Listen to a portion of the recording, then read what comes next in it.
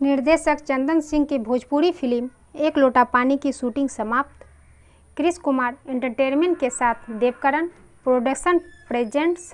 Film एक लोटा पानी के निर्माता हैं चंदन सिंह व मुकेश कुमार। फिल्म एक लोटा पानी में आदित्य ओझा संग इस फिल्म में डेब्यू कर रही है नवोदित अभिनेत्री मुस्कान सैनी। इनके साथ में है सुप्रसिद्ध वरिष्ठ कलाकार विनोद मिश्रा, क्रिश कुमार, नेहक जाजू, बीना पांडे, प्रकाश जैस, राम सुजान सिंह, सुबोध सेठ, नेहा सिंह, विभा सिंह, दिव्या शर्मा, साहब लालधारी और कृष्ण कुमार सोनी सहित अन्य कलाकार। फिल्म का छायांकन किए हैं साहिल जे अंसारी। मेकअप मैन है गौरव।